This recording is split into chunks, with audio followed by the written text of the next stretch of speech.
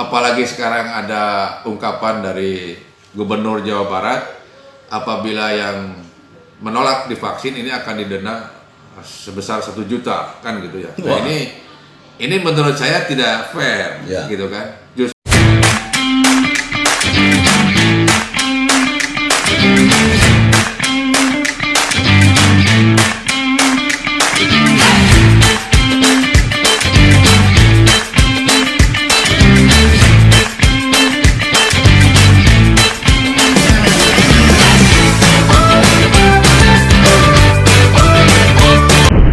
Assalamualaikum warahmatullahi wabarakatuh. Selamat Waalaikumsalam. berjumpa kembali dengan Bedi Sahabat Channel. Kali ini saya bersama Ketua DPC Partai Bulan Bintang Kota Bandung, Kang Ade Fadullah Rusyad. ya, Seru sekali yang akan saya obrolkan pada malam hari ini tentang Kota Bandung tentu saja. Di antaranya tentang PSBB, kemudian juga tentang gerakan Partai Bulan Bintang menghadapi perhelatan akbar nanti di tahun 2024, Pesta Demokrasi. Seperti apakah persiapan Kang Ade sebagai Ketua DPC? Assalamualaikum Kang Ade. Waalaikumsalam warahmatullahi wabarakatuh. Ini menarik sekali ketika partai-partai besar sekarang ini sedang berlomba-lomba mengatrol Ya.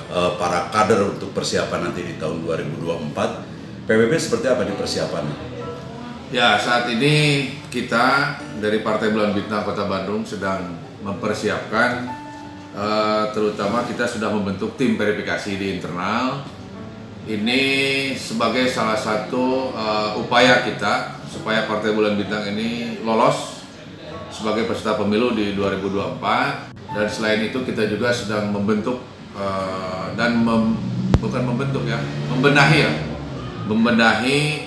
PAC Partai Bulan Bintang se-Kota Bandung. Nah, alhamdulillah sekarang ini sudah lebih dari setengah dari 30 kecamatan, hampir 18 lah. Seperti tadi Kang Benny sampaikan, salah satunya mengenai bagaimana upaya kita. Ya, walaupun Partai Bulan Bintang saat ini tidak ada di parlemen, tidak ada di DPRD Kota Bandung, tapi ini bukan berarti kita menjadi lemah ataupun patah semangat. Kita akan terus berupaya bagaimana supaya Partai Bulan Bintang ini nanti di 2024 bisa memiliki wakil di parlemen.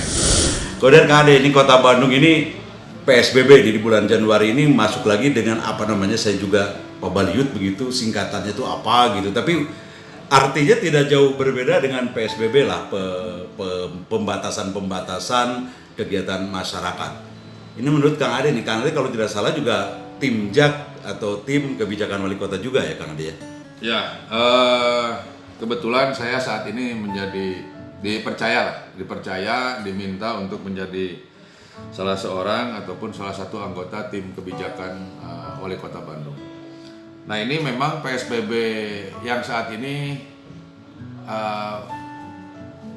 hampir mirip-mirip sama, tapi ada perbedaannya yang akan diberlakukan mulai tanggal 11 sampai dengan tanggal 25 Januari nanti, yaitu PPKM Jawa Bali. Nah, PPKM ini adalah pemberlakuan pembatasan kegiatan masyarakat.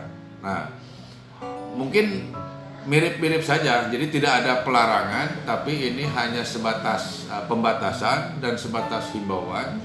Dan karena ini bukan lockdown ya, ini beda. Ini bukan lockdown dan kita tidak menggunakan undang-undang karantina kesehatan ataupun tidak menggunakan undang-undang karantina kewilayahan. Nah, ini PSBB ini berubah nama menjadi PPKM. Nah, perbedaannya kalau PPKM ini langsung peraturan itu dari pusat. Nah, peraturan-peraturan yang sudah ditentukan oleh pusat, dilaksanakan secara teknis oleh pemerintah daerah. Nah, kalau kemarin PSBB itu kewenangannya dikembalikan kepada masing-masing pemerintah daerah. Itu saja sebenarnya perbedaannya, Kang Benny. Iya. Kemudian kalau misalnya diperpanjang lagi, menurut Kang Ade ini dampak, terutama dampak sosial seperti pendidikan, kemudian juga kegiatan perekonomian rakyat ini sangat terimbas. Ini bagaimana? Ini hampir seluruh sektor pasti terdampak. Ini pandemi ini memang merubah seluruh rencana-rencana yang sudah kita agendakan, baik itu dari pemerintah pusat sampai dengan pemerintah daerah. Ini menjadi persoalan, bukan hanya persoalan pemerintah, tapi ini persoalan seluruh masyarakat. Dan yang lebih penting ini, bagaimana kita harus memikirkan sebagai pimpinan, khususnya kepala daerah, bagaimana mengantisipasi hal-hal yang berdampak, terutama mengenai dampak ekonomi. Nah, ini dengan pandemi ini kesenjangan sosial makin terasa kan gitu. Nah, sekarang yang harus kita gerakan, kita sudah Partai Bulan Bintang sudah mengusulkan, yaitu bagaimana menumbuhkan kembali ataupun memperkuat UMKM. Nah, disinilah kita punya konsep, yaitu jaring pengaman ekonomi produktif. Nah, bagaimana supaya ekonomi ini supaya produktif dilaksanakan oleh masyarakat, tapi tidak ada kesan kalau misalnya hanya sekedar bantuan, itu kan dikasih selesai, habis. Nah, tapi bagaimana supaya bantuan-bantuan itu bisa dilaksanakan secara produktif oleh masyarakat dan bisa dirasakan oleh masyarakat sekelilingnya yang terdampak oleh. Nah, kalau misalnya bicara terdampak, semua terdampak kan? Semua terdampak. Nah, ini PR besar dari mulai pusat sampai ke daerah. Sebagai kepala daerah ataupun sebagai kepala pemerintahan, ini menjadi PR. Nah, tapi bagaimana sekarang kita ini meningkatkan ekonomi tapi tidak mengabaikan protokol kesehatan. Nah, ini yang jadi persoalan. Ini yang menjadi persoalan kita semua. Bagaimana caranya kegiatan ekonomi tetap berjalan, tapi protokol kesehatan tetap dilaksanakan. Nah, sekarang kita lihat di masyarakat ini banyak yang mengabaikan protokol kesehatan, banyak yang tidak menggunakan masker gitu kan, banyak yang tidak melaksanakan mencuci tangan gitu kan, dan menjaga jarak. Nah, ini hal-hal inilah yang menjadi klaster-klaster baru yang dikhawatirkan justru sekarang ini makin meningkat. Ini makin meningkat. Nah, ini memang puncak-puncaknya sekarang ini, COVID ini. Nah, ini walaupun ada vaksin gitu ya sekarang, apalagi sekarang ada ungkapan dari Gubernur Jawa Barat, apabila yang menolak divaksin ini akan didenda sebesar 1 juta kan gitu ya. Nah, ini menurut saya tidak fair gitu kan. Justru yang namanya vaksin ini harus diberikan secara sukarela dan tidak bisa ada denda, karena ini bukan undang-undang karantina yang diterapkan, tapi kan ini PSBB ataupun PPKM. Jadi ini diharapkan juga ini pemerintah ataupun kepala daerah, karena ternyata denda ini bukan kebijakan dari pusat. Nah, tapi ini kebijakan para kepala daerah masing-masing. Nah, jadi diharapkan para kepala daerah, khususnya Gubernur Jawa Barat, ini untuk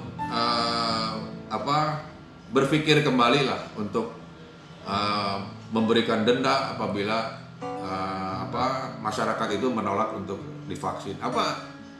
Denda itu untuk apa kan gitu? Uangnya kemana kan gitu? Dan apakah dengan denda ini akan selesai persoalan? Justru akan menimbulkan persoalan-persoalan baru kalau menurut saya. Dan yang terpenting kalau memang ada denda, pemerintah harus menyiapkan payung hukumnya kan ya? Betul gitu. Ya. Nah, justru yang harus sekarang itu, kita melihat di negara-negara lain ini mengenai pemberian vaksin ini gratis, dan misalnya ada masyarakat yang tidak mampu, itu dibayar gitu. Ya. Sudah divaksin malah dibayar kan gitu. Nah, ini dipenuhi lah ya kebutuhan. Nah, itu. Nah, sekarang jangankan masalah vaksin terus kita diminta didenda, jangankan persoalan itu, mengenai masyarakat, bantuan pemerintah dari masyarakat saja sudah tidak tepat sasaran kan gitu ya. Yeah.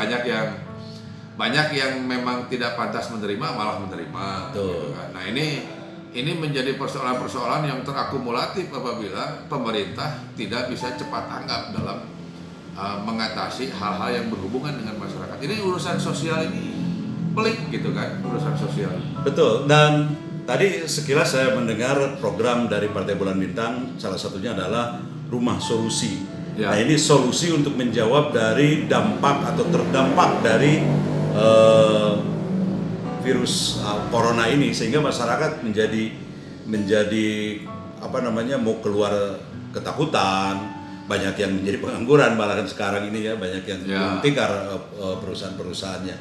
Ini kita akan tunggu nanti ke depan, kalau di sini mungkin terlalu lama durasinya, tapi saya ingin mengkhususkan nanti berbicara tentang rumah solusi, dan saya juga minta nanti dari kawan-kawan rumah solusi juga ada untuk menceritakan atau menjelaskan program rumah solusi, dampak keuntungan bagi masyarakat atau minimal terbantu ya. Ini lebih ke ekonomi ya. Lebih ke ekonomi. Ada bocoran ini dengan kerjasama dengan masyarakat anti riba gitu. Ya betul. Kita kerjasama dengan salah satu lembaga yang memang khusus memerangi anti riba lah. Ya baik. Secara detailnya nanti sahabat akan saya tayangkan wawancara secara eksklusif dengan Kang Ade dan juga nanti dari teman-teman dari Rumah Solusi. Baik. Terima kasih atas kebersamaan dengan WNI Sahabat Channel. Sampai jumpa di lain kesempatan. Wabillahi taufiq wal hidayah. Wassalamualaikum warahmatullahi wabarakatuh. Assalamualaikum warahmatullahi wabarakatuh.